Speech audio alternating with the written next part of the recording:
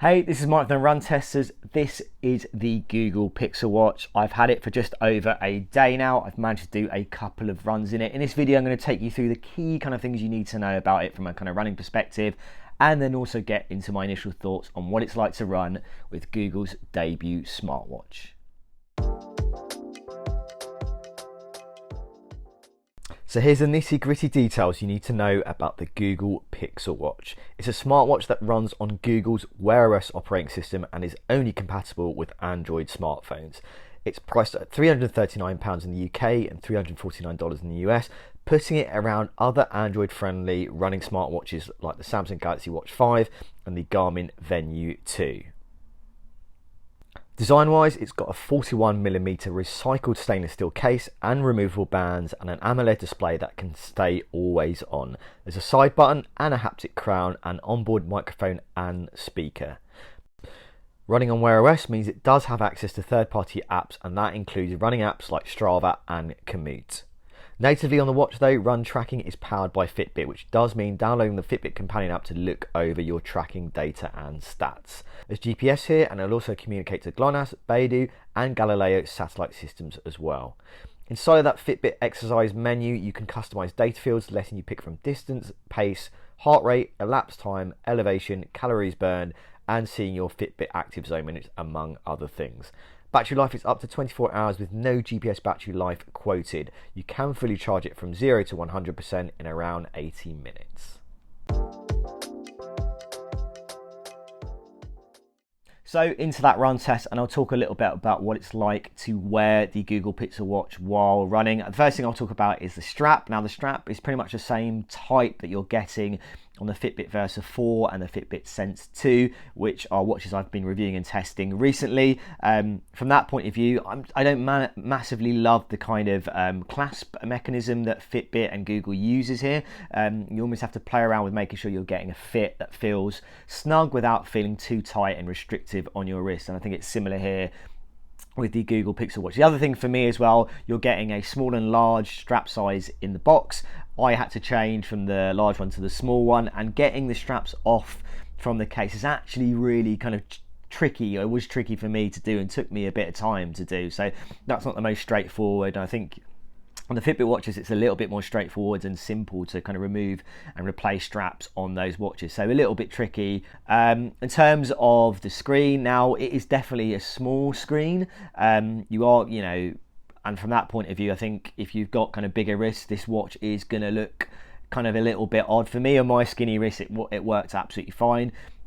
I didn't really have a problem with the screen kind of side of things. You can display kind of only a few kind of simple metrics on this watch, but for me it worked pretty fine in terms of visibility and kind of brighter outdoor light. When I was kind of out doing some trail or doing a trail run with it, it was a little bit more challenging to look at. But I think the key thing for me here, particularly in comparison to Fitbit's watches, is that the raise to wake gesture is definitely more sensitive, which I think is a positive thing. You do always have the option to switch the display to always on, so that is there if you want it. Obviously that's going to eat into the battery life a lot more as well too, and you've not got a lot of battery life to play with here anyway. So yeah, from the point of view of running with it, it's been absolutely fine. I had no major issues. It is a little bit on the small size, which was fine for me, but I think for a lot of people, maybe with kind of bigger wrists, they might find it's a little bit kind of the stature of this a little bit too small for them. But it was fine for me generally on those couple of runs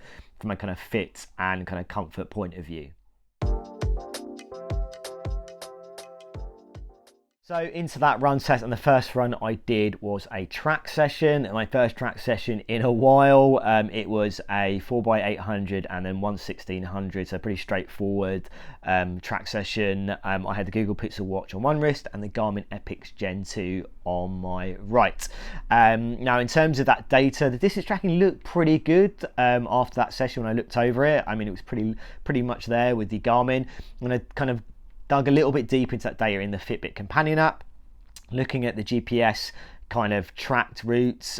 You could see there's a little bit more squiggly lines on the Fitbit screenshot in comparison to the Garmin. In terms of pacing seemed about okay as well, but the splits and where the splits were taken definitely seemed a bit different based on the data that I can see on kind of my screenshots and the data that I captured on these two watches. So distance tracking looked good, and pacing as well, but other elements like the splits and also the GPS routes as well definitely seemed a little bit off to me based on that first track session with the Google Pixel Watch. The following day I went and did a pretty slow, easygoing trail session, just over an hour, again with the Epix and the Google Pixel Watch. Now I started to see some kind of familiar issues that I've seen with Fitbit's watches, particularly around distance tracking, and clearly going a little bit off-road it's something it didn't like. As soon as I got running, I kind of started to look down at the pacing on these watches, and the Google Pixel Watch definitely had me going a lot quicker when I was going very, very easy and slow, and I know I was going very easy and slow, and that's what my Garmin Epix was telling me. When I finished up my run, I could see that already probably in the last couple of miles it was pretty far off. When I kind of got back out of the trails and back onto road, there was quite a big difference in terms of that distance tracking, and this is kind of the GPS performance I've seen on Fitbit watches before. In terms of heart rate data, I did run with a chest strap monitor. As I said, pretty slow going in terms of that run, but actually when I looked at the data, the Google Pixel Watch definitely had me tracked with higher max heart rate readings. The average readings were pretty much similar with the chest strap, but the maximum readings was a definite disparity, and the kind of differences I have seen with Fitbit smartwatches in the past as well. So not great. I think it was a good early, that first run showed promise, and I think, potentially that things could have or have been improved from a kind of Fitbit point of view, as Fitbit is powering a lot of the native fitness features here on the Google Pixel Watch. But ultimately, that kind of longer run that I did, I kind of got to see some very similar traits from what I've seen from Fitbit smartwatches, particularly on the kind of distance tracking, on the kind of pacing as well, and a difference in pacing, kind of clocking me quicker, and then the heart rate as well, and again, it's not been great from that kind of optical sensor. So in terms of battery life, and I'll talk in general terms first, now Google quotes up to 24 hours of battery life, and that's pretty much what I've experienced so far. I have had to charge it a couple of times. It definitely seems to drop battery life quite severely overnight as well. I'm kind of seeing it kind of 15-20%, as much as that. In terms of the kind of using the GPS, now in that first run, which was kind of a 15-minute run, that kind of saw the battery drop by 7%. On that kind of hour long or over hour, about an hour and 10 minutes of running the following day, the battery life drop off was about, or just under 20%, which would work out to about 5 hours of GPS battery life, which doesn't sound fantastic, and there's definitely better GPS battery life performances that you can get from other smartwatches. So in general terms, battery life not fantastic. In terms of GPS battery life, doesn't seem that much better based on my initial testing. So of course we do have to talk about what the Google Pixel Watch is like to use as a smartwatch. Now obviously it's running on Google's Wear OS 3, it's 3.5, so the latest version. Now I've used the latest version of Wear OS on the Samsung Galaxy Watch 5, the Watch 5 Pro. I've used it on the Mont Blanc Summit, which is also one of the other smartwatches that runs on the latest version of Wear OS. Now how I would look at it, it's a bit like when you have a Samsung phone with its kind of Android and Samsung's UI on top, and then you've got like a Pixel phone when it's pure Android. Now this feels more like pure Wear OS, I think, in comparison. I actually kind of feel like I prefer using this kind of more pure version of Wear OS. It's very similar to what you get on the Samsung, but I do think it's a little bit simpler and cleaner. Notification support's been fine for me. Performance wise, it's been pretty slick in terms of getting through the menus and downloading apps from the Google Play Store as well. So from that point of view, I think it's not offering anything massively different in terms of what you get in terms of software. You do have a dedicated kind of watch phone app, and then you have to have the Fitbit app separately if you want to use the Fitbit features on here as well, so that's worth mentioning too. But kind of from a user interface, interacting with the watch, what you have available in terms of a smartwatch, I think it's pretty good overall, and I think there's positive signs here that this is a good call from Google to do their own version of a watch. As I said, I think having lived with the Samsung watches, which has Wear OS on as well, I kind of feel like I prefer this kind of purer, kind of more vanilla version that you're getting in the Google Pixel Watch. So far so good, I think, on a smartwatch point of view. And definitely a positive for Google on their Pixel Watch so far. So, initial verdict on the Google Pixel Watch, and after kind of some early optimism in terms of that first run, I started to see some familiar issues in the second run with this watch.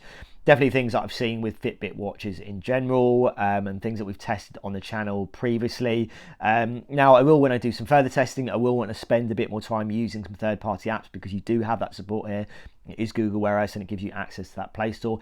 Will that change or ultimately massively change experience? I'm not 100% sure. And I think if you're looking at the Google Pixel Watch hoping or maybe wondering it's going to, match what you can get from other watches, things like the Apple Watch, things like the Garmin Venue, then I'm not quite seeing that here. Now, obviously, this is an option for Android users, and from that point of view, you've got things, well, price-wise, this is going up against the Samsung Galaxy Watch 5, and then I would say the Garmin Venue 2 as well. Now, we reviewed the Samsung Galaxy Watch 5 on the channel. I don't think that's a fantastic watch in itself anyway, or smartwatch for runners.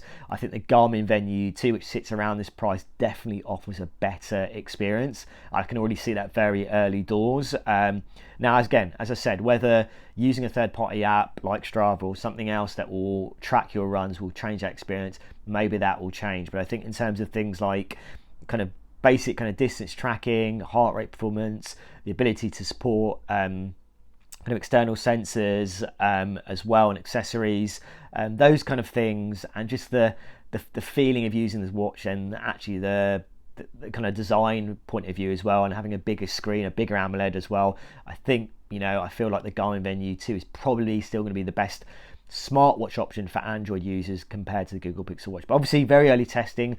One good run, one not so good run, and yeah, maybe things will get better, maybe things will get worse, I don't know. So there you have it, those are our initial thoughts on the Google Pixel Watch. If you've got any comments about this watch, let us know in the comments. As always, like and subscribe, hit that subscribe button, and yeah, we'll see you for the next Run Testers video.